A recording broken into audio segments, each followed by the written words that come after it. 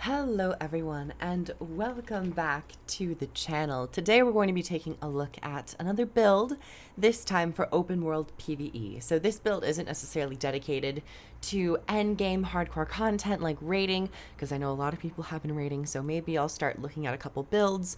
But for now, we're going to be looking at the open world experience where really you can just go crazy and focus in on a couple niche areas of the game and certain professions. So let's begin and talk about this specialization loadout and this build that I've called the Bonehoarder. So I'm going to go over the gear first and touch on the sigils, the runes, and all of that nice stuff. So for my gear, I'm currently running full exotics on this specific set, but I have a mixture of wanderers where it's power, toughness, vitality, and concentration, and vigilant. Right now I have mostly vigilant. I want to maybe swap them over to a pure vigilant to focus in on that expertise, but being that it is a necro, the wanderers does help because it is another way to gain vitality. So that's what I'm currently running with. You can see over here my overall attribute setup. So we have a superior rune of the Lich, which gives you increased vitality, condition duration, and also, importantly, summons a dragon horror while in combat. This is a way to go like really into that theme of being a necromancer and summoning a bunch of minions. So I wanted to play with this and of course we'll go into the specializations and it does end up helping in the long run. But I find it really interesting playing a power build that also focuses in on condition duration. First and foremost, my weapon is the staff and the greatsword. So for this staff, I'm running Bringers, I believe it's called, the Bringers stat. Yes. And I don't often use this, but in this circumstance, the expertise does come in handy. Its main stat, expertise, with precision and vitality also allotted onto the stat type. For my sigils, I'm running Superior Sigil of Blood and Ice, where I can gain a little bit more self-sustain from that stealing of the health every 5 seconds upon a critical hit, and the Sigil of Ice for increased chill duration. And mind you, on the Reaper, there is a lot of chill interaction. For the greatsword, I'm going Berserker with Superior Sigil of Force and Chilling. And as for my other accessories and back items, I'm taking, I believe this is Vigilant. Yes, another Vigilant. And because I don't have legendary accessories and amulets, a full set, I'm running with just pretty much power, a little bit precision, and just increased vitality. For the build, I'm running Death Magic, Spite, and Reaper. So for Death Magic, I'm taking the entire top row, this being the focus on the minions for the Necromancer. We have Flesh of the Master, Necromantic Corruption, and we have Death Nova. A lot of summoning of minions, of course, when we have the superior rune, we're getting more dragon horrors, but when we're killing enemies, we're also summoning them as well. It is a wonderful time. As for Spite and Reaper begin to be a little bit more focused on the power and the chill and the boon application. Death Magic is more survival and just consistent minion damage. So for Spite, I've decided to take Bitter Chill. Chilling a foe inflicts vulnerability, and I want that chill and vulnerability to last as long as possible. Next, Awaken the Pain. Might grants you more power and less condition damage, but you also gain might when entering Shroud. We're not really going to be focused on condition damage, it's mostly power oriented, so I think that was a no-brainer. And I'm currently being attacked. I guess we'll showcase a little bit of action for this build. I was not expecting them to come around so quickly, but here we are. The best things in life happen happenstantially and spontaneously, so let's go straight for it. Let's just start doing some damage.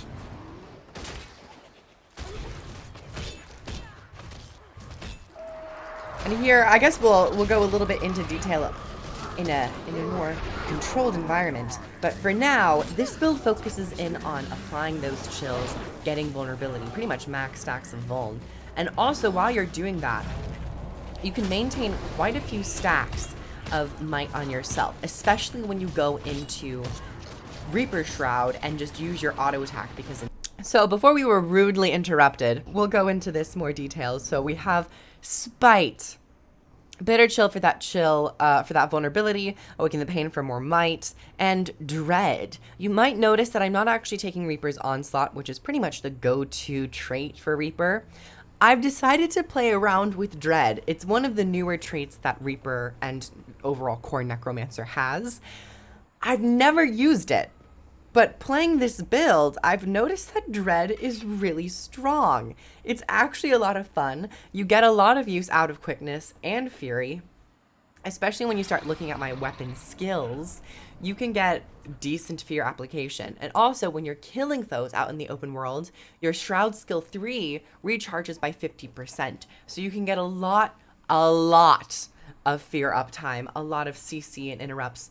And once again, spoilers, when you are applying fear, you're also applying chill, which gives you more damage, because when we look at the Reaper and their minor traits, we have Shivers of Dread. Whenever you inflict fear, you also inflict chill. And while you inflict chill, your chill lasts longer, and you have increased strike damage by 15%. And also, when you chill a foe, you inflict vulnerability. So chill gives you a whole lot of access, especially fear. Fear, when you fear, you can chill. When you chill, you apply vulnerability. You're also dealing more damage. It's a lot of compounding conditions on enemies. Not necessarily damaging conditions, but debilitating conditions and conditions for you to gain an upper hand in a fight. So next for Reaper, we have Chilling Nova. Chilling Nova creates a Nova at the target that damages and chills nearby foes whenever you critically hit an enemy. This triggers every 8 seconds in PvE. This has been really fun for AoE chill application and just some more splash damage. But I guess Augury of Death could be interesting if we're taking Chilling Victory. Along with the Might application on Reaper's Might, we have even more Might out of Shroud and in Shroud. Chilling Victory grants you Might and Life Force when you strike a foe that has chill on them. So this is really a chill and vuln and might focused build for the open world. And next we have Blighter's Boon. Because we are focusing so heavily on these boons such as might and also quickness and fury that we get from fearing enemies, we're gonna gain a lot of use out of those boons. So I've decided to take Blighter's Boon because I'm relying on that quickness for Dread. So, gain life force when you apply a boon to yourself. If you're in Reaper's Shroud, gain health instead. And this has no cooldown. So if you're playing with other allies, if you have like maybe one random person comes and helps, especially if they're a guardian, 1 or 2 people, you'll be gaining boons just kind of passively in the open world. So you'll be getting a lot of healing out of this if you happen to slip into Reaper's Shroud while at low health. You'll be able to heal yourself back up. But because we're so self-reliant on this build, with all the might and the quickness and the fury, and even a couple other boons like stability when you go into Shroud, you're gonna get a lot of healing if you can maintain that Shroud. Now that we've talked about all the traits, we'll kind of just leave this up here. My utilities are full minions with Rise as the shout because it gives you even more access to minions. But I'm also taking Spectral Ring. This gives me protection to help sustain myself a little bit more. And it's also another application of fear and life force generation, which gives chill and vulnerability. It's a whole lot, and I love this combo of placing down the ring and just pulling enemies into it while crossing it to gain a little bit more protection, and just going straight into that fight and just start chilling and doing the most that I can. So now we're gonna kill these guys. Just because we've killed so many of them, I was out of range for that fear. That's okay. Because we have downed so many enemies, my Shroud 3rd skill came off cooldown pretty quickly. So you can have a lovely time just keeping pretty constant fear if you can have a lot of enemies around you that are more so squishy and very quickly killed. But even though I'm not taking Reaper's Onslaught, I still am able to deal a decent amount of damage. And I've never felt that I was necessarily super slow with this build, especially in the open world, because my fear application is so consistent. And then if we swap into staff, you get even more access to fear and fury uptime with the crits. Now, when you're critting, you're also applying those life steal mechanics from my current build to maintain my life and to maintain my survivability. And overall, this build has been lovely to fight multiple enemies, even multiple veterans. I don't really feel like I'm super scared. I feel like a really great force to be reckoned with. And I think that was really what Reaper was supposed to be all about, especially when it was first advertised in Heart of Thorns. Developers had said that Reaper gained a lot of use from playing and fighting amongst many different enemies. And I never really felt that until I kind of started messing around with this build with Blighter's Boon, especially in the open world. And I understand even with Reaper's Onslaught and going full Berserk, you're able to cleave down so many enemies so very quickly. And of course we can just spam Gravedigger. Swap into Staff to gain a little bit more lifesteal application, just fear up time, and also applying some of that chill. And lovely with the Staff as well, you do gain a little bit of that regen. So here in Shroud, you can see my health actually keep ticking up just from spamming my first skill, because the chill application is already so strong on there with the extra expertise and certain runes and sigils increase chill's duration. So just having chill, you're gaining that might, you're using your F1 or your Shroud skill 1 just to maintain that boon up time. So overall, it's a really great build to help sustain yourself in open world. And if any Reapers feel that they might be having a little bit of a difficult time because they've been wanting to go full glass cannon, full berserker assassin loadout, I highly recommend playing around with certain boon and condition duration builds such as this one. The one thing I will say is that you don't necessarily have a lot of Condi clear other than when you swap into Staff and use your Putrid Mark, your 4th skill. Let's just see how much Staff can do in this situation. You can get pretty consistent with that Fury and that quickness up time. Some of that poison duration. Nice. But this build really focuses in on that greatsword. I look at Staff as more of a secondary ability to help with that utility. You know, if you want to get a little bit of regen just to heal yourself over time, it's really nice. But Chillblains also has a really strong chill application, which also applies more vulnerability.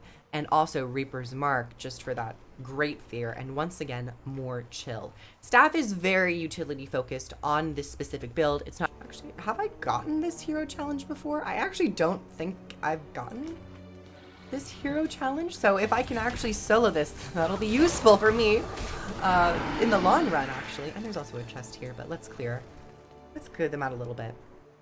But the death magic, also with the minions, not to totally forget about the minions and death magic, it helps a lot having those minions. You're able to sustain yourself quite greatly. Okay, it's a champion, but let's see how much we can do against this champion. I'm not necessarily worried about dying. I'm more so just like, how quickly can we deal with this champion? Okay, we got that. We're gonna go over here. I'm gonna actually just quickly burst them down to gain a little bit of extra access to that 3rd skill. But the one thing about this build is that if you don't have a lot of enemies around you, I will say that could be one of the detriments. You do feel a little bit slower in Reaper's Shroud. You gain a lot of that access from using these abilities around multiple enemies and killing multiple enemies. Get some of that protection. So in this circumstance, I'm not necessarily like afraid for my life, which is good, but you can still do decent damage. But when you're fighting things like this, if you're not worried and you're not necessarily mad at spending a little bit longer in a fight, you know, not everything is about killing things in 1 second flat, despite what some people would say. But now that we have more Zintel here, we can actually use this. Ah, damn, I wasn't able to actually get into that real quick. But actually, with this build, I'm not super worried about getting stuck into this scenario too much. We're gonna get a rise just to actually, oh, someone's here to help. You know, having one player is always nice, but we're gonna swap into here. We're already at full life force, though we are killing these as well, which definitely helps. Ooh, damn. They died a little too quickly, but we already got down to half as well. This Deadeye is also gonna just help out a little bit.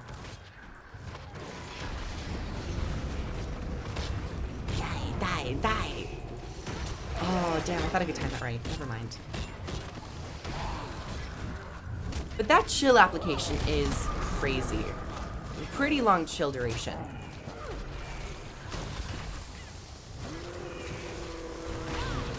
And now that he's below 50%, we will just start spamming Gravedigger with 25 stacks of might. Always good.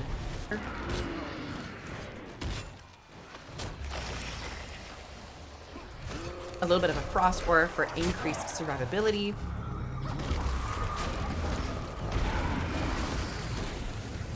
And we did it. Nice. I have to say, I've truly enjoyed this build. I love playing open world builds that are not necessarily just full glass cannon, but try to specialize into maybe a little bit more tanking, especially if you are a newer player. These can be very useful, playing into some of that toughness, some of that vitality aspect to your build. Thank you so much for coming and watching this little build video on the Bonehoarder, a chill, vulnerability, might stacking, toughness, vitality, surviving Reaper that can have a wonderful time fighting many enemies all at once. So thank you everyone for coming. Like the video if you liked it, comment down below your thoughts about the build. If you would love to see more open world PvE build videos where I really just hone in on one aspect. If you'd like to help support the channel, I have a Patreon down below where you get early access to videos, exclusive content, and a special Discord channel. I also have links down below where you can pre-order End of Dragons, purchase the expansions, and try the game for free because I'm an ArenaNet partner. Thank you so much, ArenaNet. And yeah, thank you everyone, and I'll see you guys in the next one. Bye everyone. Mwah.